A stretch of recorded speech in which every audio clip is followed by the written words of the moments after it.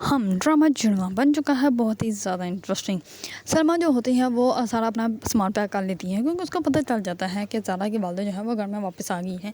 इस बार जैसे ही वो अपने हस्बैंड के सामने जाती है तो वो कहती है कि मैं अब ऊपर वाले पोर्शन में शिफ्ट हो रही हूँ, वो भी आपकी बहन के साथ, क्योंकि मुझे उनकी खिदमत करनी चाहिए। इस पर वो कहता है कि तुम ठीक तो हो, उसने तुम्हारे साथ सारी ज़िंदगी इतना गलत किया, तुम फिर भी उसके पोर्शन में जा रही हो। इस पर वो सलमा जो होती है वो कहती है कि नहीं, मुझे उनके पास ही जाना चाहिए। आखिर वही तो एक थी जो मुझे इस घर में लेकर आई थी, वरना मेरा कौन था, मैं तो लावारिस थे, तो इसलिए मैं उनको अकेला नहीं छोड़ सकती। इस पर वो कहती है कि साढ़े हटाए ऊपर जाना है। इस बार ज़ारा की वालदा जो होती हैं वो ज़ारा के वालिद को कहते हैं कि आप हमेशा ही हर काम में जो है वो देरी ही कर लेते हैं, अगर वो जा रहे थे तो आप उसको रोक लेते हैं, वैसे भी कौन सा उसने कोई गलत काम किया है जो कि आपने उसको जाने दिया। इस पर वो कहता है कि तुमने मुझे माफ़ कर दिया हमेशा के लिए, जो भी गलतियाँ हुई थी, जो भी मैंने किया था। इस पर वो कहती है कि हाँ, मैंने आपका हमेशा के लिए ही माफ़ कर दिया है और मैं आपसे आप किसी भी बात से जो है वो खफा नहीं हूँ। इस पर वो कहते हैं कि ये तो बहुत ही ज़्यादा अच्छी बात है। दूसरी तरफ वो ज़ारा को बुलाते हैं अपने पास और कहते हैं कि मैंने जो है सारा का रिश्ता जहाँ पक्का किया था, सारा जो है वो मुझे ना उम्मीद नहीं किया, बल्कि उसने इस रिश्ते के लिए उसी टाइम ही हाँ कर दिया। मैं तुमसे भी यही उम्मीद करता हूँ कि मैं तुम्हारा रिश्ता भी जहाँ भी करूँगा तो मैं इस रिश्ते के लिए हाँ कर दोगे।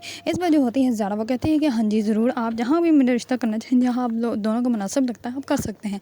इस बार जो होते हैं ज़ारा के वालिद, वो कहते हैं चलिए ठीक है, मैं उनको कॉल करके हाँ कह देता हूँ। इस पर वो उठ के चले जाते हैं।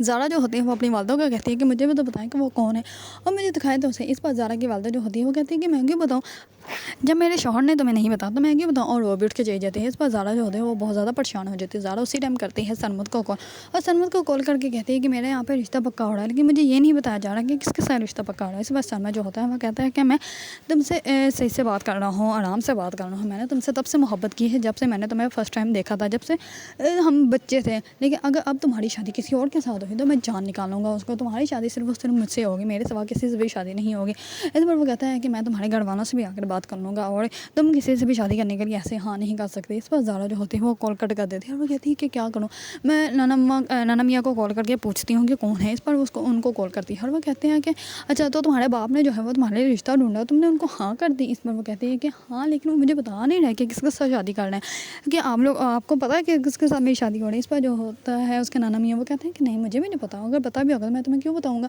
वैसे भी तुम्हें अपने बाबा जो है वो ज़्यादा ही अजीज़ है, उन्होंने तुम्हारे लिए रिश्ता ढूंढा है तो तुम खुद उनसे पूछो। इस बार जो होती है ज़ारा वो बहुत ज़्यादा गहरी सोच में बढ़ जाती है।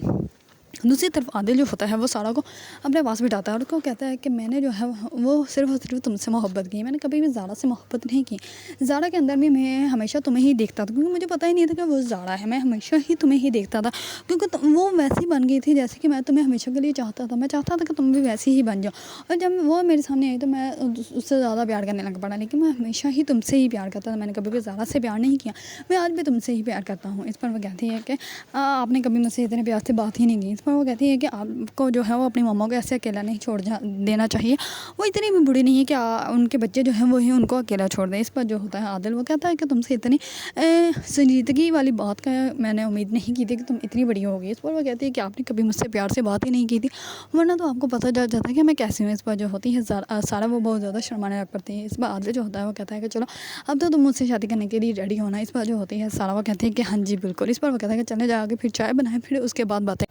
दूसरी तरफ ज़ारा जो होती है वो सारा के पास आकर बैठती है और कहती है कि क्या बात है, बहुत खुश नज़र आ रही है। उस पर वो कहते हैं कि हाँ, मैं बहुत ज़्यादा खुश हूँ, क्योंकि मेरी रिश्ता जो है वो आदिल के साथ तय हो गया और ज़ारा का रिश्ता जो है वो सरमत के साथ तय हो गया। इस पर वो कहते हैं कि क्या मेरा रिश्ता सरमत के साथ है। उस पर कहती है हाँ। इस पर कहती है कि तो मुझे कोई बता क्यों नहीं रहा था। इस पर ज़ारा जो होती है वो कहती है कि हाँ, हो सकता है कि उन्होंने आपको सरप्राइज़ देना हो, इसी वजह से आप तो मैं नहीं बता रहे थे। इस पर जो होती है ज़ारा वो कहती है कि अच्छा ठीक है, अब तुम्हें मेरा एक काम करना पड़ेगा। इस पर वो कहती है कि अच्छा, तुम किसी को बताना मत कि मैंने आपको बता दिया है। इस पर वो ज़ारा जो होती है वो कहती है कि नहीं बताते, नहीं कि तुम्हें मुझे काम करना पड़ेगा, अगर तुमने मेरा काम ना किया तो मैं सबको बता दूँगी कि तुमने मुझे बताया कि मेरी सरमन के साथ शादी फिक्स हुई है। इस पर वो कहती है कि अच्छा ठीक है, आप बताओ क्या करना है।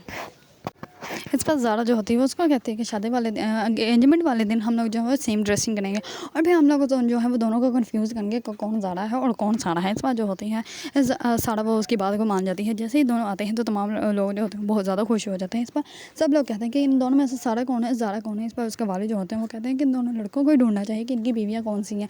इस पर जो होता है आदिल और सलमा जो होते हैं वो दोनों ही जाते हैं स्टेट के पास। तो जैसे ही स्टेट के पास जाते हैं तो दोनों ही कहती हैं कि मैं ज़ारा हूँ, मैं ज़ारा हूँ। इसमें आदिल जो होता है वो कहते हैं कि बता भी दो कौन सारा है और कौन ज़ारा है। इस पर फिर आखिरकार उसके अंदर आ जाता है नाना मियाँ, तो वो आगे बताते कहते हैं कि ये ज़ारा है और ये सारा है। इस पर जो होते हैं वो कहते हैं चलो अब एंगेजमेंट का जो है वो सिलसिला स्टार्ट किया जाए। जैसे एंगेजमेंट होती है तो तमाम लोग बहुत ज़्यादा खुश होते हैं, लेकिन ज़ारा जो होती है वो एंगेजमेंट करने से पहले अपने हाथ रोक लेती है और वो कहती है कि मैंने अभी सरमत से बात करनी है। इस पर वो सरमत को एक साइड पे लेके जाती है और उसको बहुत ज़्यादा अच्छी सुनाती है और कहती है कि तुमने तब क्यों कहा था कि तुम मुझसे शादी नहीं करना चाहते। इस पर वो कहता है कि मैंने तुम्हें तब ये नहीं कहा था कि मैं तुमसे शादी नहीं करना चाहता, तुमने मेरी बात भी सुनी थी।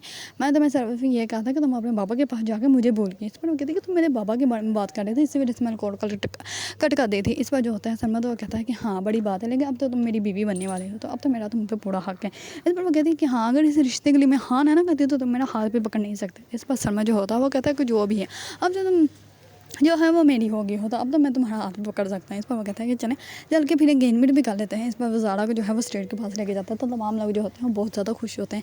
इसके बाद ज़ारा जो होती है वो भी एंगेजमेंट जो रिंग होती है वो भी पहना देती है सरमत को, और जुड़वा ड्रामा की हो जाती है हैप्पी करने। अगर आप लोगों को ड्रामा जुड़वा पसंद था तो मेरी वीडियो को लाइक कमेंट एंड सब्सक्राइब करना मत भूलिएगा।